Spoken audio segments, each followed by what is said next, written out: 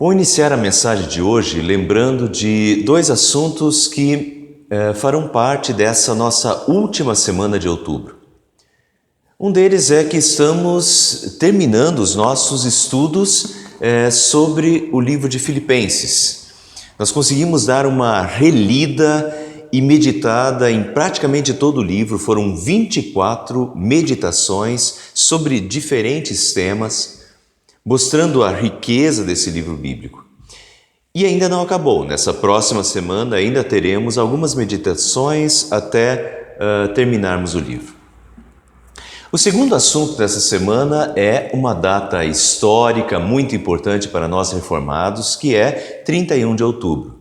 Simbolicamente e historicamente marcado como o Dia da Reforma. Embora a data seja 31 de outubro de 1517, com Lutero afixando as suas 95 teses na Alemanha, o documento confessional mais importante veio alguns anos mais tarde, em 1530. Esse documento foi a Confissão de Augsburgo. Hoje eu quero lembrar de um assunto especial, que é o clima que cercou todo esse início da Reforma. O clima histórico foi tenebroso, foi de perseguição e risco de morte. Os que estavam seguindo este novo movimento da Reforma eram vistos na época como agitadores, revolucionários e traidores da pátria, como fala um doutor em História da Reforma, o Dr. Martin Dreyer. Em 1530, o imperador Carlos V os convocou e então eles se apresentaram diante dele com uma confissão da sua fé, a Confissão de Augsburgo, no qual eles mostravam em que criam e com isso também demonstravam que não eram nada do que se dizia a respeito deles. Eles não estavam querendo depor o imperador, nem fazer uma revolução, eles estavam seguindo a sua fé em Jesus Cristo. Mesmo assim, o imperador não aceitou e lhes deu 6 meses para retratar a sua fé. Isso aconteceu na Alemanha, 1530. 31 anos mais tarde, aconteceu praticamente a mesma coisa com os reformados nos Países Baixos, sendo acusados de rebelião contra o imperador, agitadores, revolucionários. E então, dessa vez, Guido de Bresse redigiu uma confissão de fé, depois chamada de Confissão Belga, que, assim como a Confissão de Augsburgo, continha um resumo dos principais pontos da fé reformada, mostrando novamente, agora para o imperador Filipe II, que eles não eram agitadores ou revolucionários. Guido de Bresse, na noite do dia 1º de novembro de 1561, lançou essa sua confissão de fé por cima dos muros do castelo, onde estavam os comissários do rei Filipe II, que tinham vindo para destruir o movimento da Reforma. Ele queria que eles lessem e vissem que essa fé não era prejudicial. Mas ele foi julgado pela Inquisição, condenado e enforcado pela sua fé. Eu cito esses dois exemplos para lembrar o que estava envolvido nessa época. Eles sofriam falsas acusações, sofriam preconceito, eram tidos como rebeldes, agitadores, eram presos e mortos pela sua fé. E as confissões eram um modo de mostrar que eles não eram nada disso, eram apenas seguidores de Jesus Cristo. E sua fé não representava perigo, pelo contrário, era uma bênção para o país.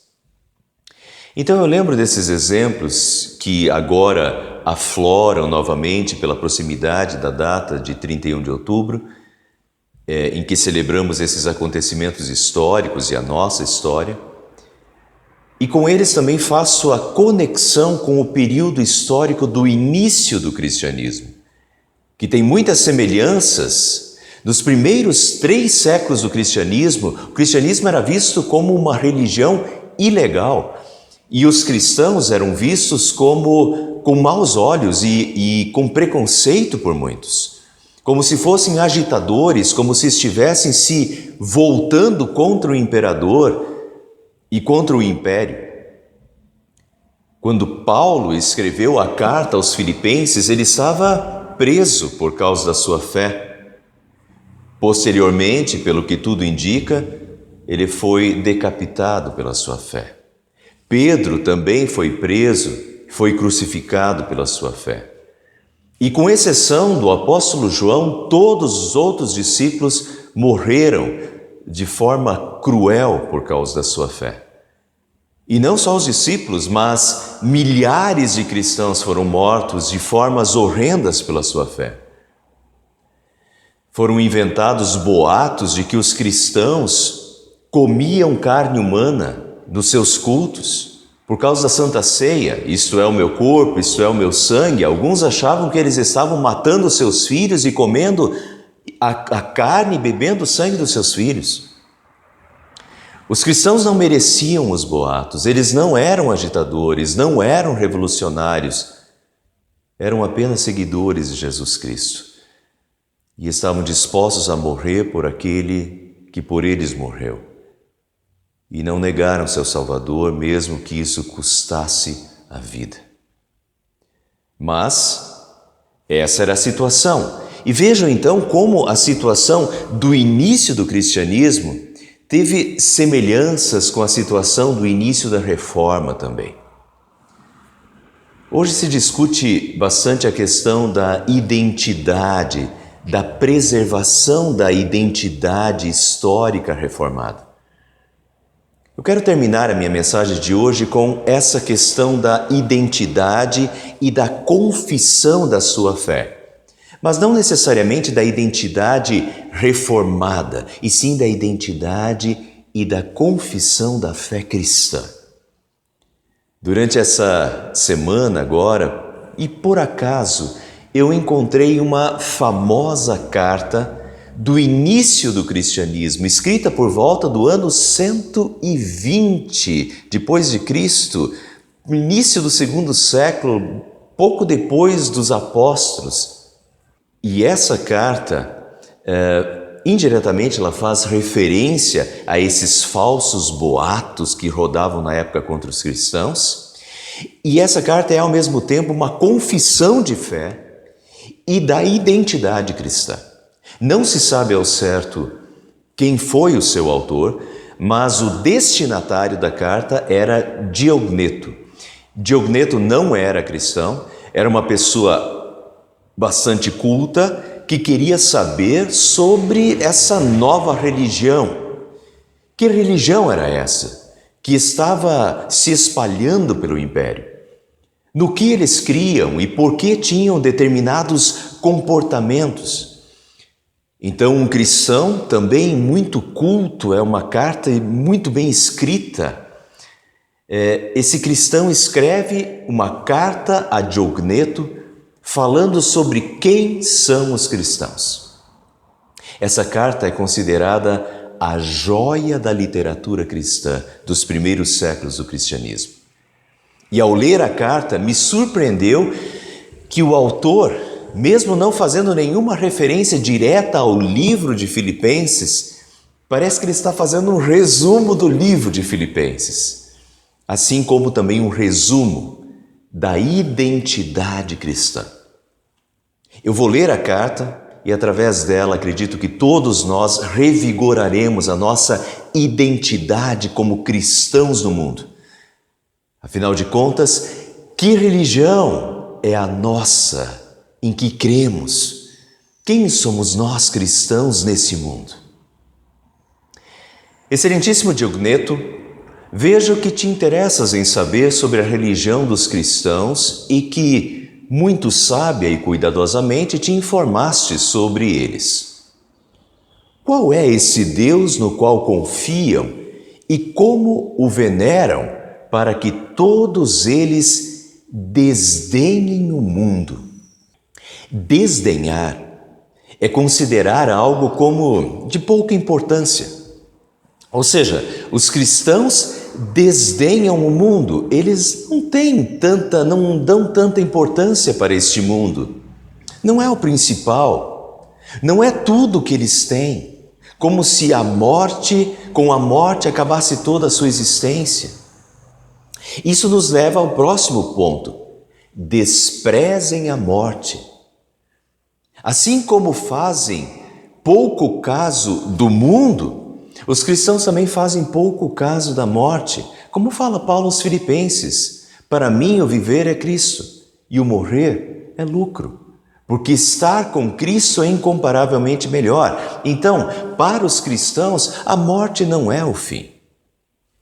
E não consideram os deuses que os gregos reconhecem, nem observem a crença dos judeus. Então, notem até aqui o que chama atenção na identidade dos cristãos e no seu modo de vida. A pergunta de Diogneto é: qual é esse Deus no qual confiam e como o veneram para que desdenhem do mundo e da morte? Uma das linhas filosóficas gregas da época era o epicurismo. E o lema do epicurismo era: comamos e bebamos, porque amanhã morreremos. Eles não acreditavam na ressurreição dos mortos. Na realidade, a maioria não acreditava em ressurreição. Notem que quando Paulo, isso está escrito em Atos, capítulo 17, 18, quando Paulo foi fazer um discurso no Areópago de Atenas, que era um centro de discussão das novas ideias filosóficas da época, estava indo tudo bem com o discurso de Paulo, até que Paulo chegou no assunto ressurreição. E quando ele falou sobre ressurreição, acabou o assunto. Quando ouviram sobre a ressurreição dos mortos, alguns deles zombaram e outros disseram: a respeito disso te ouviremos em outra ocasião. Acabou o assunto.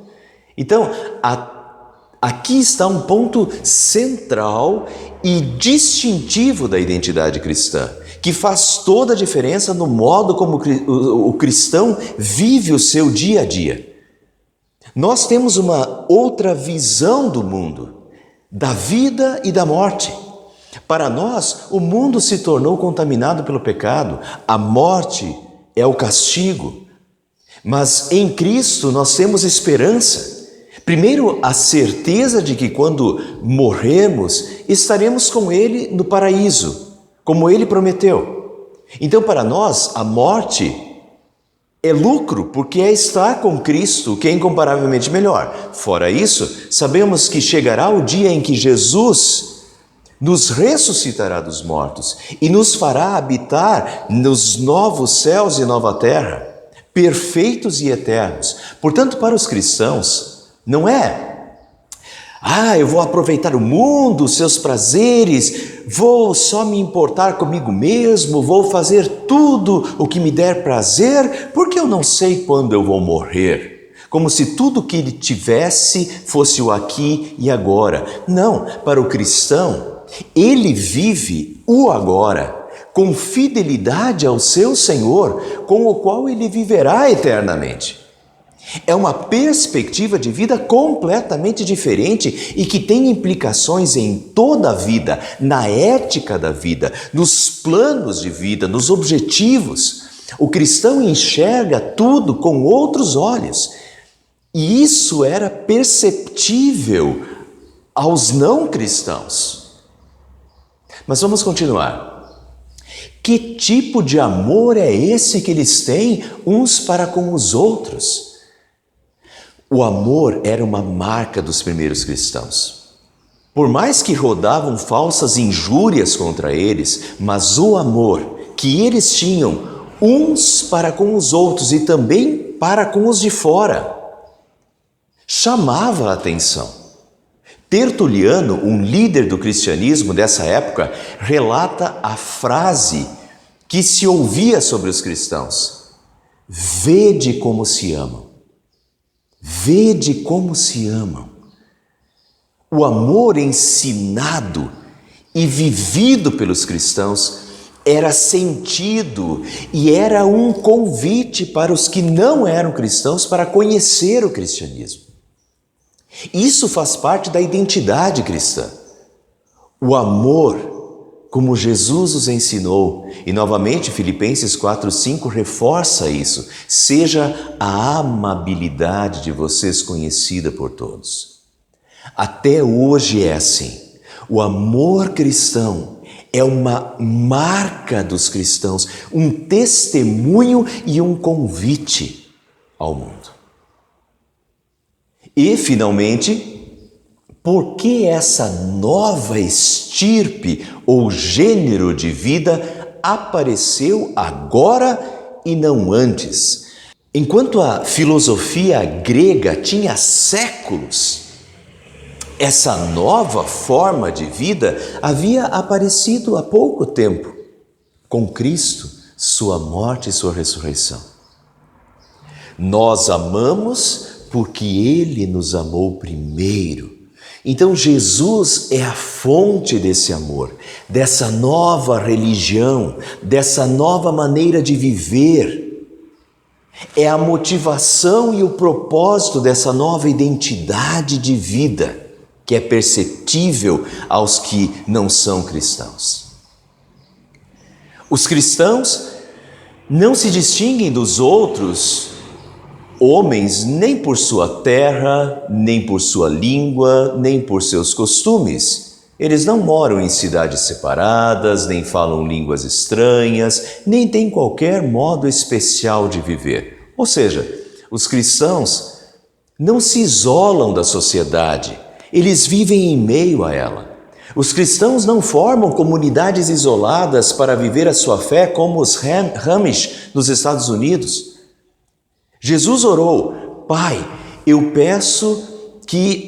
não os peço que os tires do mundo, mas que os afastes do mal. Vivemos no meio da sociedade e em meio a ela os cristãos são sal e luz. Sua doutrina não foi inventada por eles, nem se deve ao talento e à especulação de homens curiosos. Eles não professam, como os outros, nenhum ensino humano. O que os cristãos acreditam não vem de filósofos ou sábios humanos, vem de Deus. Isso sempre, de novo, é bom que os cristãos tenham bem claro, para que não comecem a dirigir a sua vida segundo filosofias humanas de vida, mas continuem buscando em Deus a verdade e a verdade a seguir e o modo de viver. Mesmo vivendo em cidades gregas e bárbaras, conforme a sorte de cada um e adaptando-se aos costumes de cada lugar quanto à roupa, ao alimento e a todo o resto, eles testemunham um modo de vida admirável e, sem dúvida, paradoxal.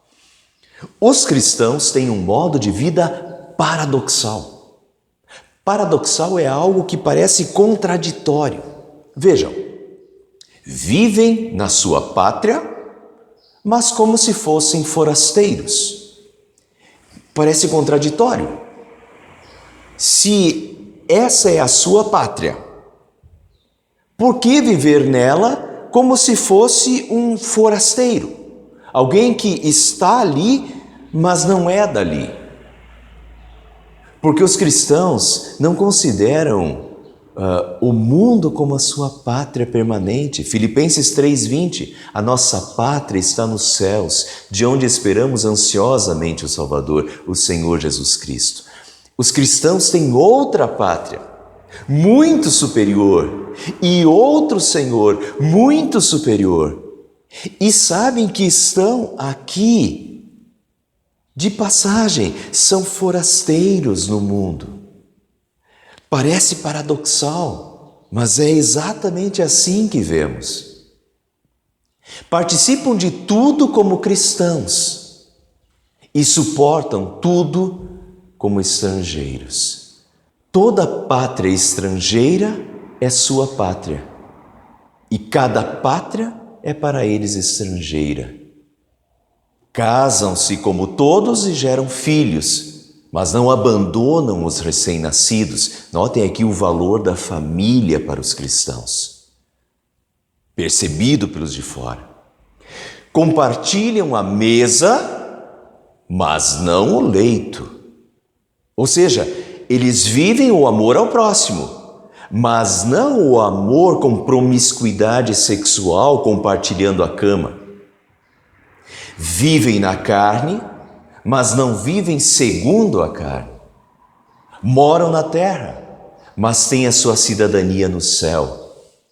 Obedecem às leis estabelecidas, mas com a sua vida superam todas as leis. Amam a todos e são perseguidos por todos. São desconhecidos e ainda assim condenados. Notem que nessa parte da carta ele está mostrando como os cristãos são tratados, a perseguição injusta que sofrem, a condenação à morte pela sua fé. Ele está mostrando bem a situação que os cristãos enfrentavam nos primeiros 3 séculos do cristianismo. São assassinados e desse modo recebem a vida.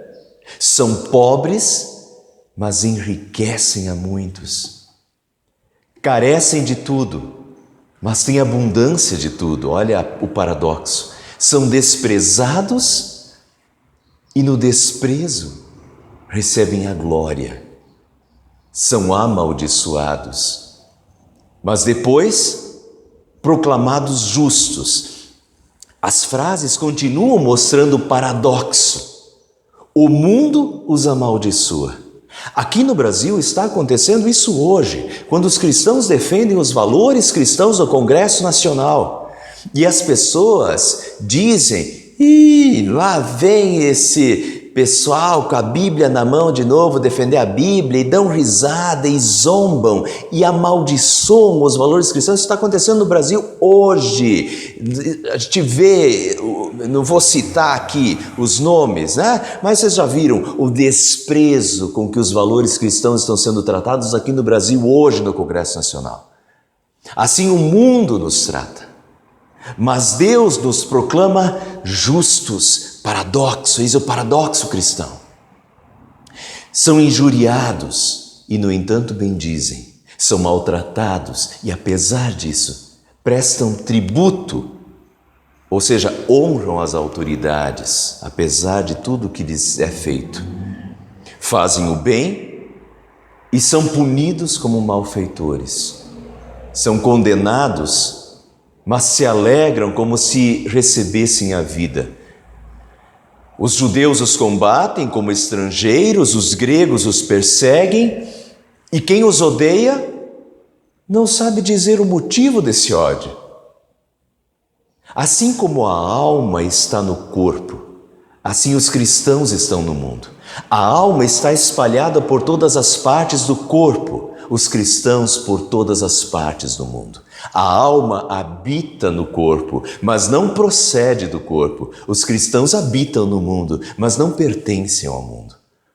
A alma invisível está contida num corpo visível. Os cristãos são visíveis no mundo, mas a sua religião é invisível.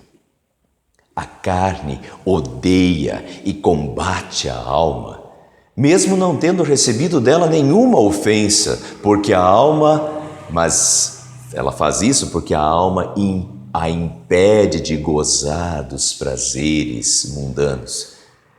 Embora não tenha recebido injustiça por parte dos cristãos, o mundo os odeia, porque eles se opõem aos seus prazeres desordenados. A alma ama a carne e os membros que a odeiam. Os cristãos também amam aqueles que os odeiam. A alma está contida no corpo, mas é ela que sustenta o corpo. Os cristãos estão no mundo, como numa prisão, mas são eles que sustentam o mundo. A alma imortal habita em uma tenda mortal. Os cristãos também habitam como estrangeiros em moradas que se corrompem, esperando a incorruptibilidade nos céus. Novamente lembra os textos que vimos nessa última semana, que o nosso corpo é como uma tenda provisória, mas Ele, Jesus, transformará os nossos corpos humilhados, tornando-os semelhantes ao seu corpo glorioso na ressurreição final. Maltratada no comer e no beber, a alma se aprimora. Também os cristãos maltratados se multiplicam mais a cada dia. Tem uma frase famosa de Tertuliano desse período: o sangue dos mártires é a semente dos cristãos. Parecia que quanto mais cristãos se matava e perseguia, mais cristãos aparecia. Por isso o sangue dos mártires é a semente dos cristãos. As mortes, os sofrimentos dos cristãos tinham o resultado reverso do que se esperava. Ao contrário de afugentar dessa nova fé, as pessoas admiravam como os cristãos estavam dispostos a enfrentar tudo, inclusive a morte, por esse Jesus que eles dizem ser seu Salvador. Quem foi esse Jesus? O que ele fez para que esses cristãos estejam dispostos a morrer por ele? E assim, paradoxalmente, ao invés da perseguição sufocar o cristianismo, o sangue dos mártires se tornava uma semente que produzia novos cristãos. Bom, a carta toda tem 12 partes. Eu mostrei apenas 2 delas, mas acho que é o suficiente para mostrar a confissão de fé dos primeiros cristãos ao mundo. Interessante, não sei se vocês já tinham visto essa comparação que o autor da carta fez, olhar para o mundo como o corpo e para os cristãos como a alma no mundo. A alma do mundo. Nós cristãos como a alma divina dentro desse corpo, desse mundo. Como diz um hino, estamos no mundo, mas dele não somos. Aqui nós vivemos distantes do lar. A nossa pátria de paz se reveste, a pátria celeste é o nosso lugar. Mas enquanto estamos no mundo, somos sal para essa terra, luz para esse mundo. Vivemos de uma forma paradoxal, sim. Muitas vezes nos sentimos lutando contra a maré e de fato estamos, mas sabemos quem somos, quem é o nosso Pai, quem é o nosso Salvador, quem é o nosso Santificador. Então essa é a nossa identidade. Sou cristão. Para mim, o viver é Cristo e o morrer é lucro. Ou como diz um cântico que é bem bíblico, ninguém vive para si, ninguém morre para si. Vivemos, morremos, é para o Senhor. Pertencemos a Deus, nosso Pai. Amém.